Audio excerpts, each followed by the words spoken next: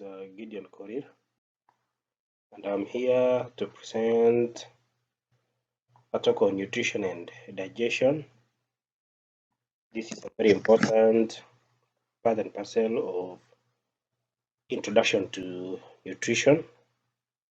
We'll talk about, we'll mention some important concepts and try to define some very basic terms. So basically, the food that we eat day to day contains organic and inorganic constituents to meet the requirements of our bodies. Yeah, the energy, the growth, metabolism, and other activities in the body. These foods that we take, they have to be broken down. They have to be digested to be utilized by our bodies. The process by which organisms or animals or we obtain and utilize food for our growth, development, and maintenance is called nutrition.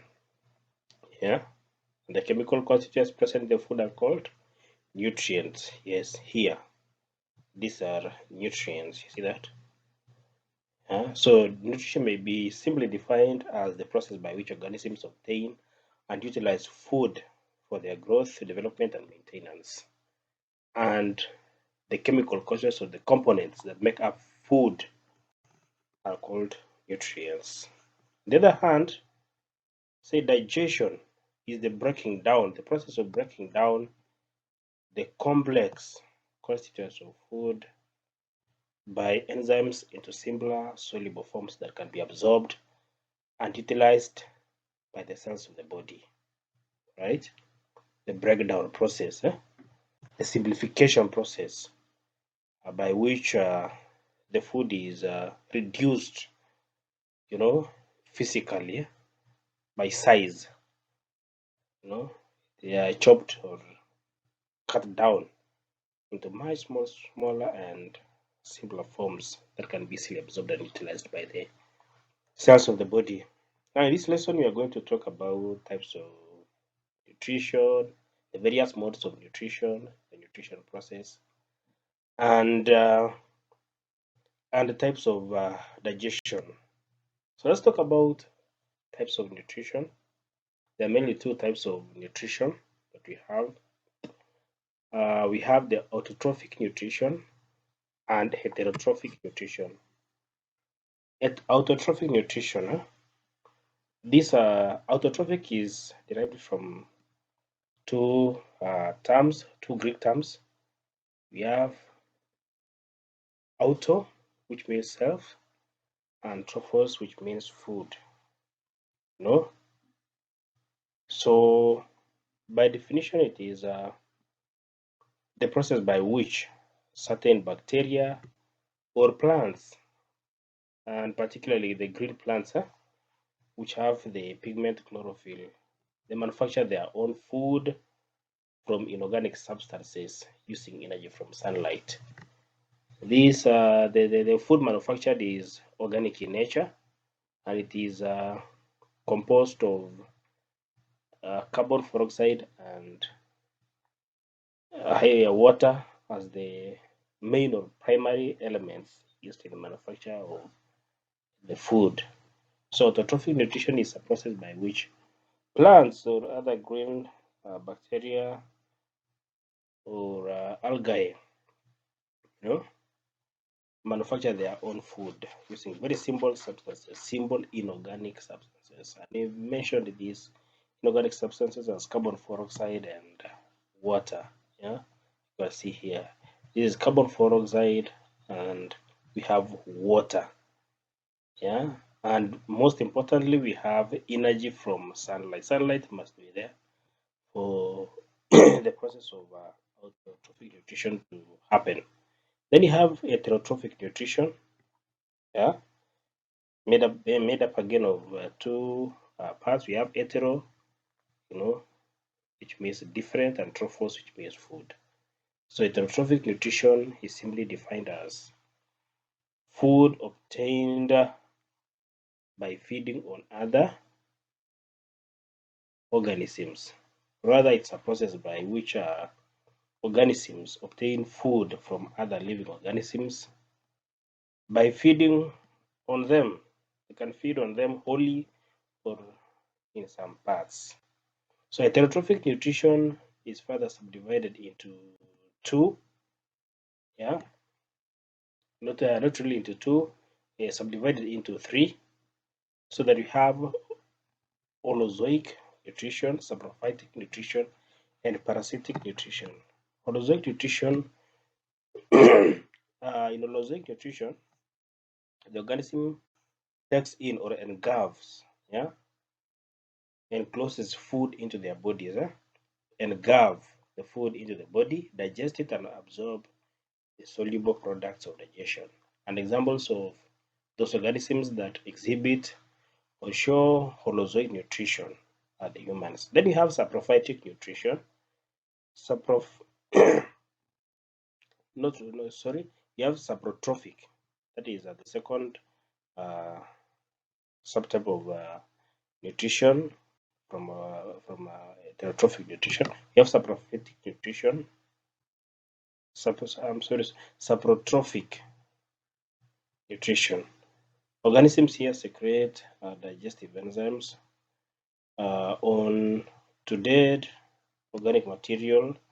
They absorb the products, digestion, e.g., certain bacteria and fungi. So in holozoic nutrition, remember that we have organisms engulfing the food. Look at that, engulf food into the body. Yeah, they digest it and then they absorb. They take in. The soluble products. But for these ones, they don't engulf the food material. Instead, they secrete digestive enzymes. See that? They secrete digestive enzymes onto the dead organic material. And these digestive enzymes break down the food material or the organic matter, the organic material, and absorb the digested or the products of digestion. And examples of the organisms in this saprotrophic uh, group of nutrition process. We have certain bacteria, especially the green bacteria and the fungi. Fungi. Then you have parasitic nutrition. Parasitic nutrition is a kind of a nutrition, or type of nutrition, in which an organism, a living organism, derives its livelihood or food by living in or on the body of another organism, which is referred to as the host. So this parasite, yeah, the organism which lives in or on the other organism is called the parasite, and the organism in which this parasite lives in is called the host. And you have examples as some bacteria, roundworms, we have tapeworms, we have ringworms, hookworms. Those are internal parasites. We have those parasites that live outside our bodies, like lice, ticks. They can live outside our bodies. Uh, those ones derive their nutrition not by getting into our bodies, but they stay outside the bodies. So let's talk about the five major steps in animal nutrition, otherwise also known as the holozoic nutrition.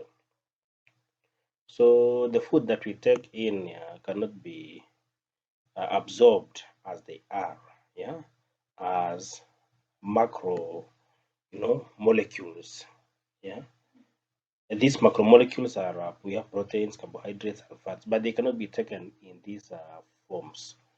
They cannot be taken the way they are or utilized by the body cells in the natural nature of their existence. But they are supposed to be broken down, or they're supposed to be downgraded into their the constituent components, so that uh, the complex nutrient like protein is supposed to be broken down into amino acids carbohydrates broken down into fatty acids, and carbohydrates, broken down into glucose, and fats broken down into fatty acids and glycerol. Amino acids, glucose, fatty acids, and glycerol are the simplest forms of the, the, the, the biomolecules, or the complex food forms in the order in which they appear in our text. Yeah, proteins give rise to amino acids. Carbohydrates give rise to, broken down into glucose, and fats broken down into fatty acids and glycerol. So these simpler forms, the glycerol, fatty acids, glucose, amino acids, can now be easily absorbed and utilized by our bodies. This breakdown of complex constituents and their absorption is accomplished by what you call the digestive system. So what are the major steps or the main processes involved in nutrition? We have the very first one, you have 5 of them. We have ingestion, digestion, absorption, assimilation, and egestion. What is ingestion? It is the process by which food is taken in, chewed or sucked and swallowed, taken into the body. The process by which food is introduced in the body is called ingestion. Yeah, and food can be introduced into the body through chewing, sucking, swallowing, licking. All those are forms of ingestion. Then you have uh, the second stage or process in uh, in nutrition. It's called digestion. There's the second one here. The second one here, and the first one here is uh, ingestion. Then you have the first one is ingestion, and then the second one is digestion. So in digestion, we have the conversion of the complex food into simpler absorbable forms. And then we have this third one. It is called absorption. Absorption is the process by which food from the gut uh, are transported to the body tissues. Then you have assimilation as the fourth step or the fourth process. This is the utilization of food and nutrients by the body tissues. Yeah, the process by which our cells, the tissues, make use of the symbol forms of our food, yeah, which are the glucose, fatty acids, glycerol, amino acids, mineral ions, and some the simplified forms of nutrients. That is assimilation. Then we have egestion. Egestion is the removal of undigested, and or unabsorbed food from the body. The process by which food is undigested or unabsorbed food is expelled, or forced out of the body. That is egestion. So let's talk about two types of digestion that we have. The main two types of digestion that we have. We have, in general, we have two types of digestion um, in heterotrophs. Yeah, we have intracellular digestion. You see that one? That is intracellular digestion. And then we have extracellular digestion. You have extracellular digestion. Let's introduce these two types of digestion. Starting with the first one, intracellular digestion. Intra means inside, and therefore here in intracellular digestion we have all the 5 steps of nutrition, just like we saw previously. All the 5 steps or processes of nutrition happening inside the cell itself. And you have an example of an amoeba. We have paramecium and other unicellular organisms showing this type of digestion. And this one is nutrition in amoeba. This is nutrition in amoeba.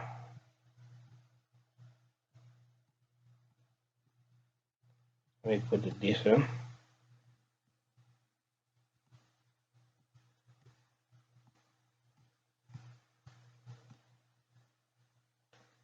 Nutrition.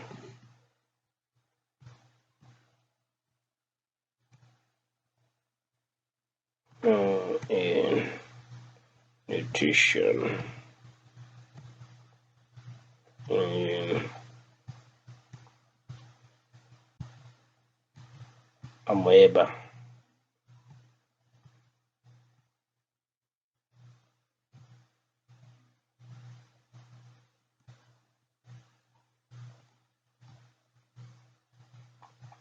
You know,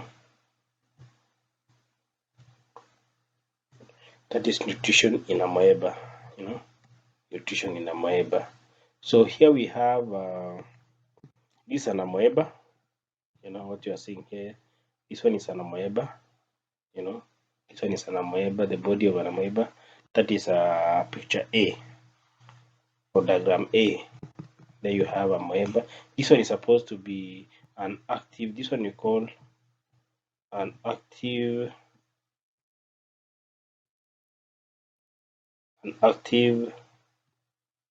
prey. You know, this one is an active prey. This one is an active prey, and this one is the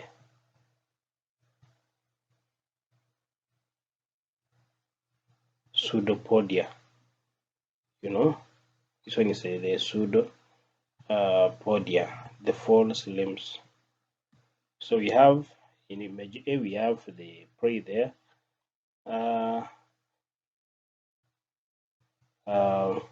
Then pseudopodia, podia. These are the false structures, the false, we call them the false legs, the false appendages for movement. Pseudopodia, yeah. Okay, this one is a pseudopodia. This one, the false legs used for movement by the amoeba in water. So the amoeba approaches a food substance which we are calling an active prey. An active prey in the sense that it is the one that is about to be acted upon by the amoeba. It has been sensed to be around by the amoeba. So here, the amoeba forms a food vacuole. This one that falls inside, and this one is formed from the pseudopodia. The pseudopodia falls inwards and forms something like a cup-like structure. You know, this one. This one is a cup-like a food mouth-like apparatus. So we have here we have the prey. The prey is now inside the has found itself has been taken into the cup shaped pseudopodia kind of, and when the amoeba is sure that it has been able to successfully engulf, you know, these this prey, this prey, what you're seeing here, this prey, then the the overhanging sections of the this part and this other part of the pseudopodia, they come and join, they join like that and enclose. And what you have happening is what you are seeing now in the next structure. I see that one. This one is shows that the enclosure or the engulfing, what is rather known as the phagocytosis, has successfully happened, and the amoeba has now taken in. Look at that. This is the food that has been taken in by the amoeba, and now this one is called what you call the food. The food vacuole, the food vacuole, the food vacuole. So the food has been taken in, and now inside the body of the amoeba, all the digestion processes or the process of nutrition happen there. The breakdown of food, digestion, digestion, all those process absorption are going to happen inside the amoeba's body here. These ones are food vacuole. These ones, these are food vacuole. Yeah. So from there, we have the processes or what has happened in the diagram above being explained. We have food particles such as minute bacteria being enclosed or coated by the pseudopodia, and that particular process is known as ingestion. You know, ingestion. Yeah, ingestion. Then we have the enzymes from the body, the cytoplasm of the amoeba being secreted into the food vacuole to break down the complex of food. And the process there is digestion. You have the third process here, which is digestion, the breakdown. So we have all the 5 processes happening explained here. You see that when we have digestion, we have ingestion there, then we have digestion as the second step, and then we have absorption, we have assimilation, and then we have ingestion. All those 5 processes, 5 steps of nutrition are happening inside the amoebic cell or the body of the amoeba. It's a unicellular organism. So food vacuoles are temporary structures, and these ones are very temporary structures. They are temporary structures. That means they disappear, or they are destroyed after the process of nutrition has been completed or has been achieved. Yeah, and they are formed every time the amoeba needs food or feeds or takes in new food substances. Yeah, so we have every time it goes look for food, a new food vacuole is formed. After that one, it is destroyed, and then next time it approaches food, another food vacuole is formed to take in the prey or the food substance in the environment. And we say that all free living unicellular organisms or unicellular animals, they carry out intracellular digestion. All free living unicellular organisms, they carry out intracellular digestion. Let's talk about the other type of digestion. We've talked about intracellular digestion. Now let's talk about extracellular digestion. And extra, bear this in mind that extra means outside. Stand for outside. So here we have digestion occurring outside the cell, and this basically happens in all animals, yeah, including humans, yeah, vertebrates and the invertebrates, yeah. They have either a cavity, a tube. So we have either a cavity, a tube, or a food canal, a digestive system, the channel through which food process it goes down our bodies. This food canal or the food cavity or a feeding tube, receives the ingested food. The digestive enzymes are poured on the food, and the products of digestion are absorbed back into the cells. They're digested and absorbed. Food is thrown out of the body through ingestion. For example, the figure that we have, I'm sorry that I forgot to include this one. There is a figure that I was supposed to have in the slides, but I'll give you the figure towards at the end of the lecture. Yeah, I'll remember to include it next time in the slides. So the example below shows the digestive organs of cockroach, where extracellular digestion occurs. We are taking the cockroach as a study case in explaining extracellular digestion. So don't worry about that, I'll give you the diagram. So that is extracellular digestion. So it basically happens in all animals, both vertebrates and the invertebrates. Let's talk about another less common form of digestion, where we have joint intracellular and extracellular digestion, yeah, happening in an organism. Both, both intracellular and extracellular digestion happening in the same organism, and you're giving an example of Hydra, this organism called Hydra and the Sliderians. Yeah, I don't know how you spell it. How you pronounce it.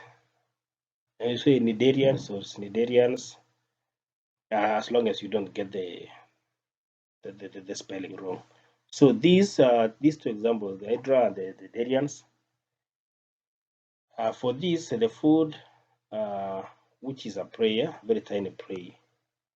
The food is caught by the tentacles and ingested through the mouth into the single large digestive cavity, which is called gastrovascular cavity.